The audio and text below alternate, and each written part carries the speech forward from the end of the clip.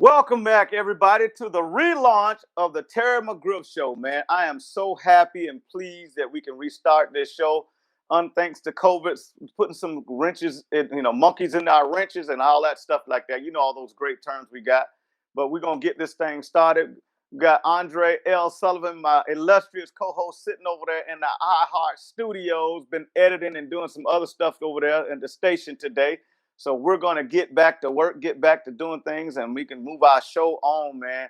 Andre, how you doing? I mean, once again, I didn't wake up in a new Bugatti, but I'm here, so we good. I feel you, man. We're gonna jump into these real topics real quick. I'm gonna talk about what we're gonna go into our show about. We're gonna talk about the Ohio State-Michigan game, which was canceled because Michigan apparently did not want to play the game. And then we're going to jump into talking into some historic things that happened with Sarah Fuller being the first female player to participate in a Power 5 game and an SEC game at Vanderbilt. We're also going to talk about the COVID effect, like it affected our show, how it has affected college and pro football and some other things out there. Then lastly, we're going to get into the college football and the pro football playoffs, kind of give a preview of it, going to talk about who should be in, why some teams ranked ahead of others when you're talking about college football. And then we're going to just conclude with a couple other things that I want to talk about as we do relaunch this show. I'm so happy and thrilled to be back. I'm happy and thrilled to see you. We're not sitting next to each other, but we're still together. So let's go ahead and talk about this thing. All right, my friend? Yes, sir. All right, let's go. Let's see. Ohio State and Michigan. You know, that's the big daddy of all of them in the Big Ten Conference. And they're not going to play it because Michigan says they got some issues, COVID-related, or some things where they're just going to have to shut it down. And so they're not going to play the game. Now, some people have their conspiracy theories that Michigan is trying to stick a needle in Ohio State because they're big rivalries. And there's a rule that you have to play 6 games in order to be eligible for the Big Ten Conference Championship game. So there's a little animosity going back and forth over social media and some other things. I think there were some players had some words about some stuff over their social media and Twitter pages. And, you know, also right now they're trying to see if Ohio State can maybe work out playing somebody else, maybe Indiana. And there's complaining about they don't want to play Indiana again. We already beat them. Well, you barely beat them, first of all. Secondly, that's probably the best game on your resume. So if you get it again and you probably dominate them, it might even propel you even into a higher ranking on the college football championship poll. I just want to get your take and what you think about this whole situation. There's an R&B artist out here right now. His name is Sir, S-I-R. Mm-hmm. He has a song called The Recipe. A lyric, I should say, from the chorus says, "I don't care how you feel. This could never be real, and you know." Listen. Okay. I don't care how you feel. And in the midst of the song, he was talking about a young woman who he's been with for a long time, but she still hasn't realized that, you know, there's never going to be a relationship, and you should have known that from the jump because I told you. We knew at the start of the season, at some point, COVID was going to mess all of this up. Mm-hmm. We talked about it before we had to step away. We didn't know where it was going to hit. We didn't know where it was going to land. You know, it's like throwing, close your eyes and throwing a dart at a dartboard. You know, where it lands is where it lands. Mm-hmm. COVID just so happened to land in the midst of the Ohio State and Michigan rivalry. Now, listen, we understand Michigan isn't doing that well right now. Coach Harbaugh does not have a great team up there in Ann Arbor. We get it. And over there right now in Ohio State, they're playing some of their best football that we've seen from them in quite some time. Does that mean that Michigan is trying to get out of this for COVID reasons? No, listen. Can't play. Sorry. Got sick. People are COVID. You know, I'm not trying to make light of the pandemic or the virus itself, but at the end of the day, Ohio State is not hurting from this, and I get it. You want to beat up on Michigan. You're Ohio State. That's the rival. But at the end of the day, COVID has stopped this. COVID has prevented you guys from playing. You guys, the Big Ten came out a couple of days ago saying that they will continue to let Ohio State roll right into the Big Ten championship. What do you guys have to lose? And I get it, the war. There's a true war. That's a rivalry, if any, in college football. But the pandemic has stopped a lot of rivalries this year. Florida State and Florida won't be able to play. Georgia Tech and Georgia will not be able to play.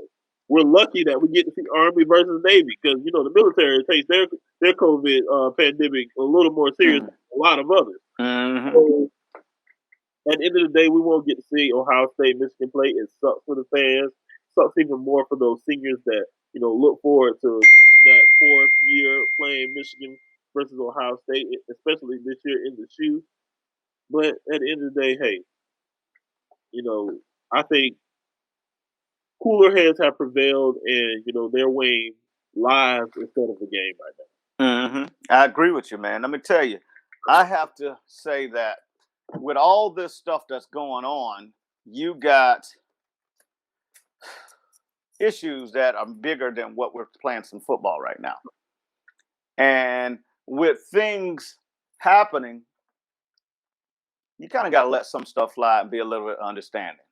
However, when it comes to rivalry games, people, fans especially, they're going to look for reasons to stick that needle in. So you're going to have to hear Michigan fans, Ohio State fans, needle Michigan fans all year long. Yeah, we've been whooping you behind so bad that y'all decided that y'all didn't want to play us this year. All that good stuff.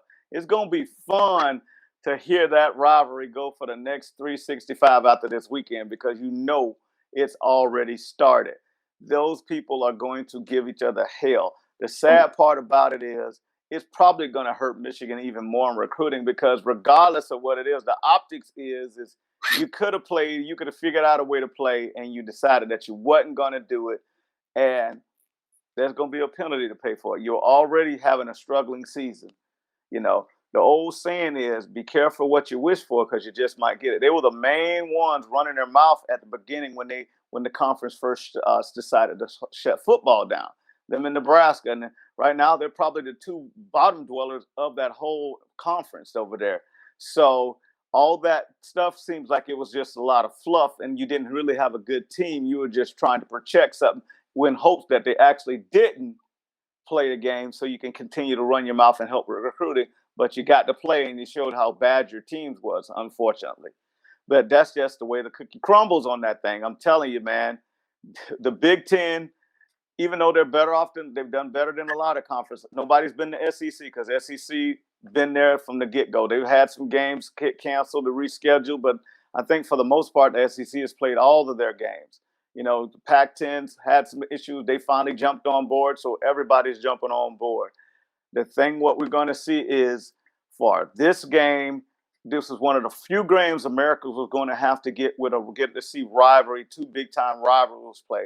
And we kind of got robbed of it last minute. So a lot of people got a little salt in their mouth because of what Michigan did. And they're blaming Michigan more than they're blaming Ohio State. Ohio State has had enough games postponed and canceled that they're trying to get the itch to play that game. So luckily they're going to be able to get to the championship, and we all know what's going to happen. There's no 100% guarantee, but they're playing a pretty good playing Northwestern team right now.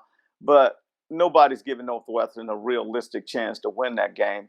So, Ohio State's kind of gotten their free pass into this thing. And, we'll talk about that as we talk about college football players a little bit later.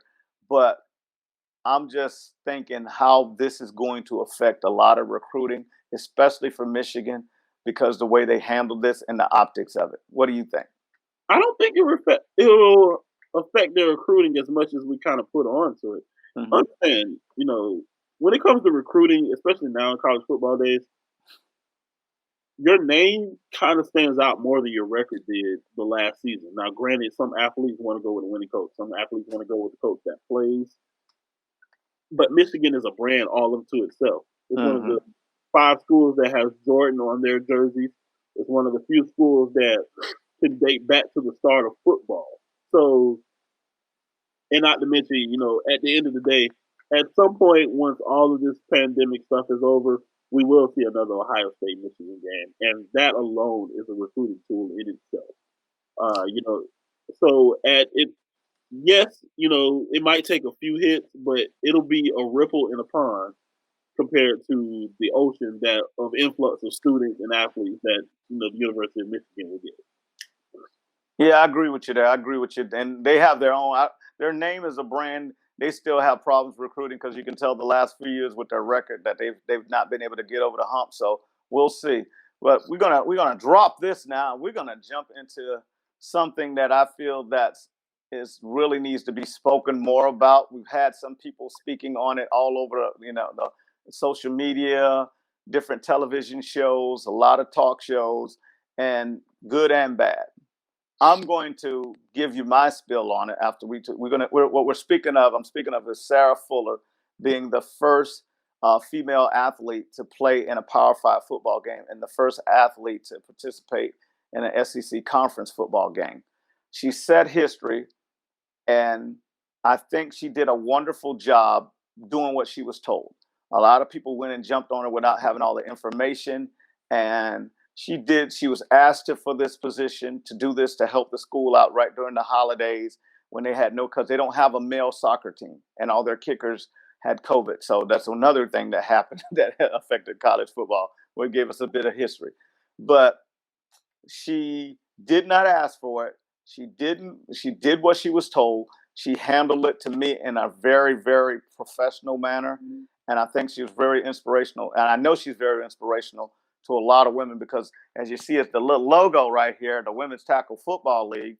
There's a lot of people all over the women's tackle football world, that not only in my league, but there's a few other leagues out there that were just ecstatic. And women's soccer and people all over in women's sports and people in the media, they were just felt fantastic for the bit of history being made, especially in a pandemic year when we've had so much bad news, and the way she handled it.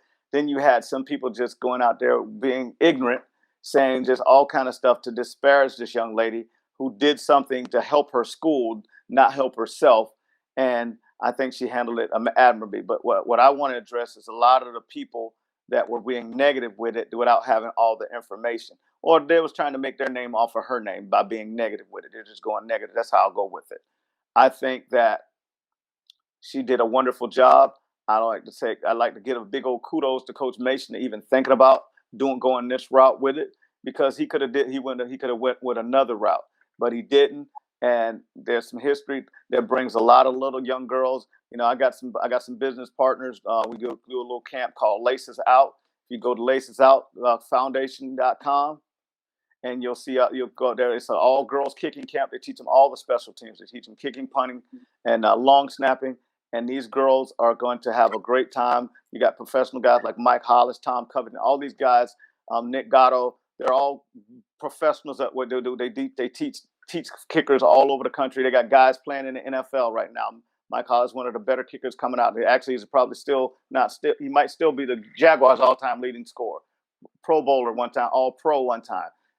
These guys, they like the fact that she got a chance to kick. And there's more eligible girls out there. There's a young lady that's out there at Virginia Tech that's hoping to get her chance out there. She's still sitting on there. They're supposed to give her a walk-on, but we don't know if they're going to give her a walk-on spot.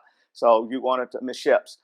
So you want to make sure that we're hoping that happens. So you'll have a little bit more history with the ACC. It's just, I thought it was a great thing that happened.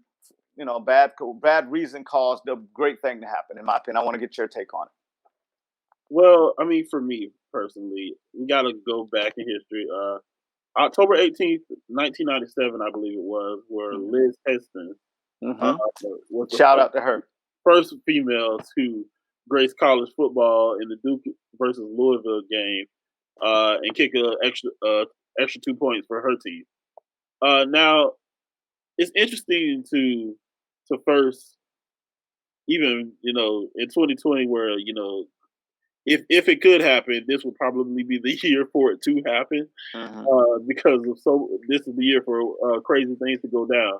But there is a thing to be said for what Miss Fuller has done in college football. Our Power Five conferences, the ACC, SEC, Big Ten, Big 12, and the Pac-12. Those are the guys. When you think college football, you think of those five conferences, and not to disparage any of the other top colleges and conferences that comprise the FCS. Mm-hmm. But those are the ones we turn to our TVs on Saturdays to see play football. Now, with that being said, like you said, ditto to the most of the things you said to Vanderbilt and Coach Mason for giving this young woman a chance on the field. Yeah. It's funny that you brought it up. They actually tried to take a different route. They actually tried out 5 of their practice squad players to see if they could kick.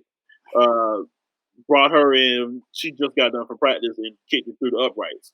So that speaks major things for what she can do as an athlete.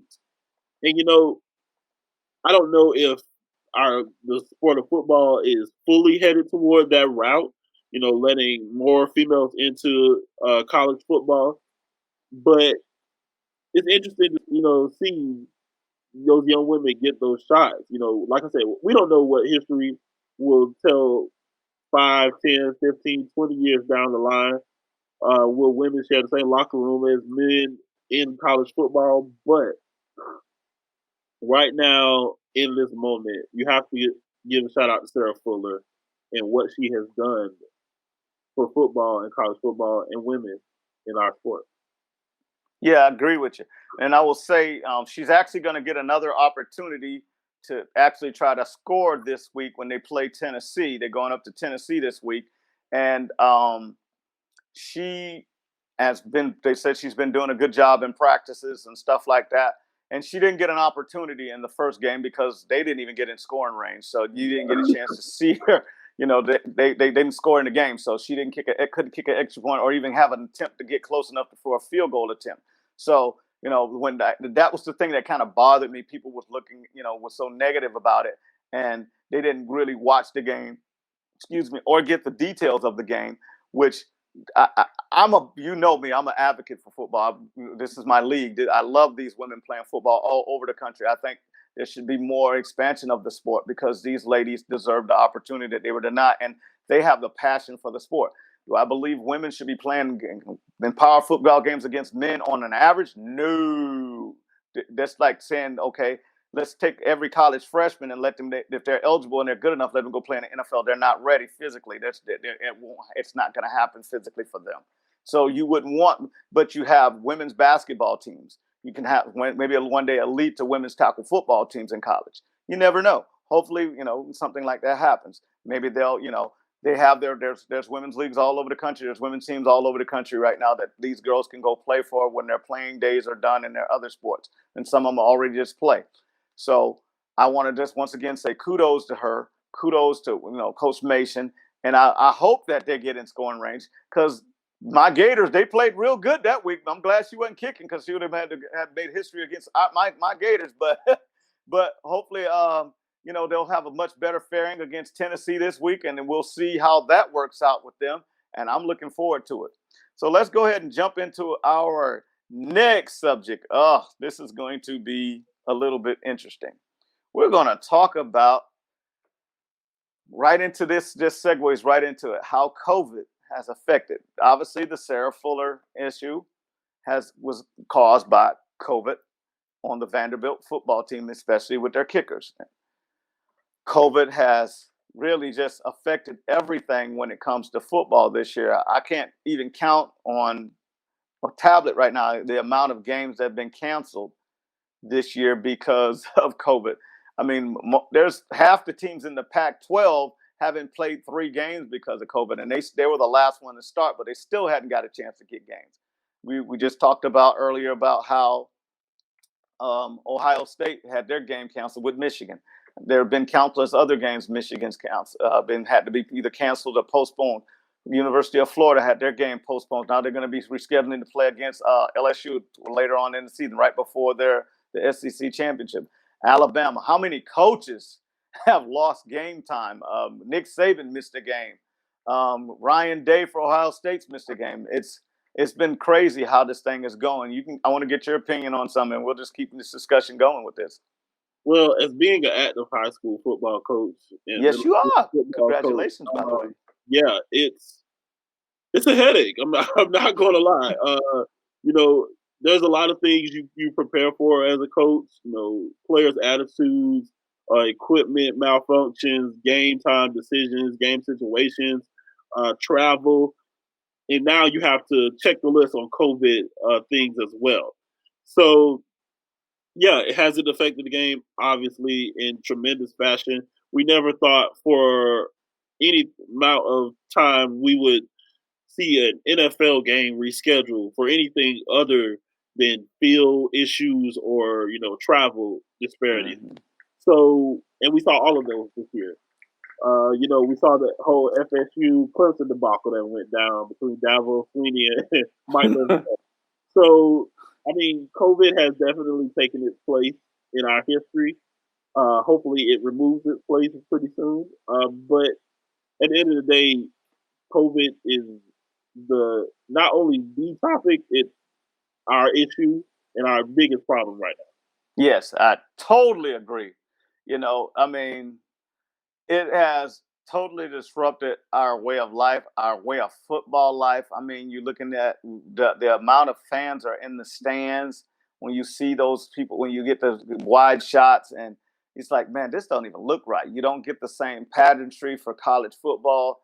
It's kind of like just on television watching an NFL game. They kind of mirror each other without having the same energy.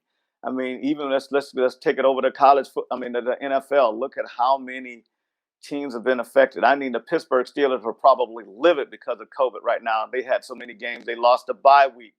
They've lost. They played a game last Tuesday, and then again this Tuesday. Their schedule's been rearranged. Their whole lives been rearranged. I mean, Des Bryant was finally going to get back to play in the NFL again on Tuesday night, and comes up with COVID and can't play against the Cowboys, which he was just. I can't wait to do this. And next thing you know, sorry, buddy, you're getting ready to warm up. You can't play. You got COVID, man.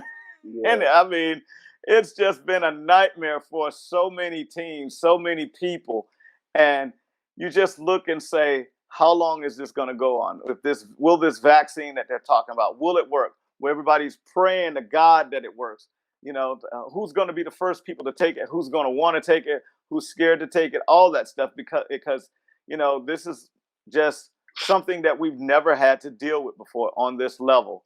And I mean, every level of football, from youth football, let's not forget you and your team and some of the games you guys had to get. I think you guys had a cancellation or postponement because of COVID in your games. There was a couple of teams when the Florida playoffs, I'm sure all over the country in those high school playoffs, that people either had to forfeit or cancel because their games, COVID has affected players on the team and they had to not play.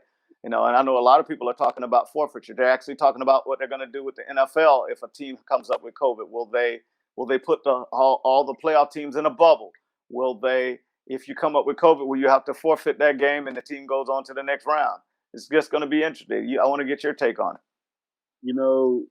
We talked about before, COVID really shut us down as a show. We talked about, the ifs and the what ifs, what can happen if COVID does this and what can happen if COVID does that. COVID did all that. So, COVID did something we never thought we would see. But at the end of the day, it's still a virus we don't fully understand, and because we don't fully understand it, there's only so many preventative measures that we can take, and now we're stuck at the mercy of the virus, and so unfortunately, we can sit here and go and try to think, what's going to do this and what's going to do that. I know when I wake up in the morning, I brush my teeth, I take a shower, brush my hair if I need to, and sponge it if I need to. Put a mask on, get dressed, and all of that stuff, and go outside and try to survive the day. And that's what every athlete in college and professional is having to do. And until someone in leadership says that, hey, it's free to live without the fear of dying of COVID, we're going to be stuck here. I totally agree with you, man. And one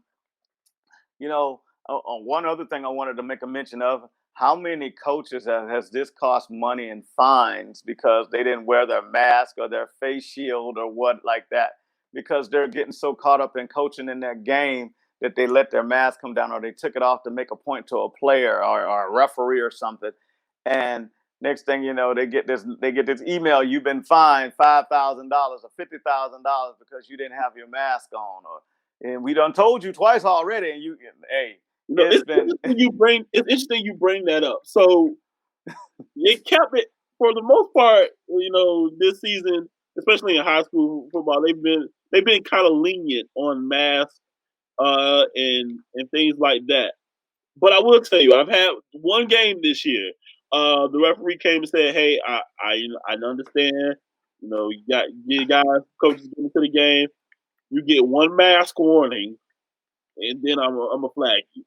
It just so happened my player literally did a illegal crackback on a kick return that we scored, and if anyone knows me, I'm going off.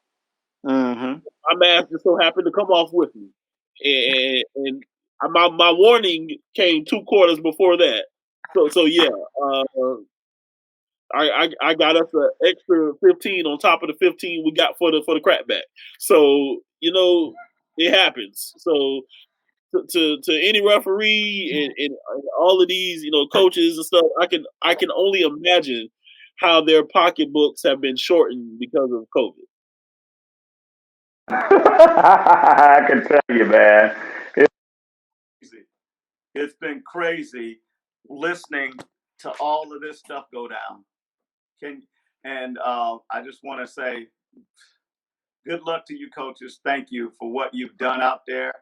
I mean, you put through a lot. You players put through a lot. The administration, staffs going through this COVID. So, God bless all those guys that tried to give everybody football, because we were suffering for a long time without any sports. Then we got the NBA, we got baseball. So everybody came back. And football's kind of seemed like they're taking the brunt of it because they're not doing the bubble thing that the NBA did. And they're really having some struggles and having to learn how to be creative, innovative, all that. Every kind of term when they talk to creativity, how to get through this season and how to survive. So if you make it through this season, and I'm going to get out some kudos. Teams that you didn't think that was going to be doing anything, we'll probably discuss that in next week's show. Like Indiana and Northwestern, who's come out of nowhere, some of these teams like that. And Coastal Carolina, give a shout out to them. BYU, who had a great season. A lot of these teams have adapted well to it, while some teams have really struggled with it. So, we it's just one of those years, and, we'll figure out how this all ends up. And it's going to be a great, interesting show when we talk about how the season ended. But we're going to close out the show with talking a little bit of playoffs. And that's where we got a lot of interest right here, in my opinion. What are we going to do with college football playoffs, so to speak? You got your top 4 teams out there, and then you got a whole bunch of other teams that are saying, "Hey, what about me? What about me?" I'm trying to pull them up on my computer while I'm speaking with you. Why don't you go ahead and run them down for us real quick, Andre? Oh, no problem. So right now in college football, you got Alabama at number 1, Notre Dame at number 2, Clemson following at 3, 4, Ohio State, and then you got your little stragglers here. Number 5, Texas A&M. Number 6, Florida. Number 7, Iowa State. Number 8, Cincinnati. Number 9, Georgia, and number 10, Miami, with number 11, Oklahoma, and number 12, Indiana. And the big surprise, like you mentioned before, number 13, Coastal Carolina. Number 14, Northwestern. So, and respectively to all the other teams that I didn't mention, it's going to be interesting down the stretch. And of course, just like every year, the college football and the NCAA will find some way to hurt someone's feelings. But this is going to be an interesting year in college football. And this is going to be one of those few years where there's going to be a footnote saying, "Hey, you won during COVID." Mm-hmm. So I'm interested to see how history plays out come January and late February, well, early February, I'm sorry, but those conference championships coming up here in the next few weeks are going to be most vital to those teams on the bubble here trying to get into the college football playoffs. Yeah, I totally agree, and I think there's going to be some fly in the ointment with that as we get toward that selection day, because you might have one of those Pac-10, one of those Pac-12 teams make some noise. USC is right now undefeated. What if they go undefeated and they have less victories than Ohio State? They're going to have a claim to this thing. You're going to have Texas A&M if Florida beats Alabama, and they went out and then they defeat Alabama in the SEC championship game. What Texas A&M going to say? Hey, well, we beat Florida, and all these other teams before, and while we played a full schedule and a full SEC schedule, and Ohio State's played maybe 6 games, 7 games, and you're going to let them in the championship? We've shown you we've played a better schedule than Ohio State. Look at their record. Look at the teams that they played and won. They haven't really beaten anybody outside of Indiana. Is that considered a football power? No. So there's going to be interesting. For me, this would be the one year to make the exception and just put 8 teams in. I would go with the 8-team playoff and just let's see what happens. And then you probably have less complaining about it. If you want controversy, leave it at the 4, because I'm pretty sure there's going to be some fly in the ointment this year with some teams that we're thinking about. And then what happens? Coastal Carolina, they had their signature win against BYU. Not that saying that BYU is some great Power 5 team, but I'll put that win that they had against BYU up against Ohio State's win that against Indiana, which they barely beat. I don't see there's a big difference when you're talking about conference opponents, what they've done, or non-conference opponents. They actually, then again, they rearrange things so that they can play each other. That's how Ohio State didn't rearrange anybody to play anybody this week. They could have probably played Indiana again, and they chose not to. So my thing is, you had a chance to do this stuff, but why didn't you do it? So there's all those questions are going to be coming up, and it's going to be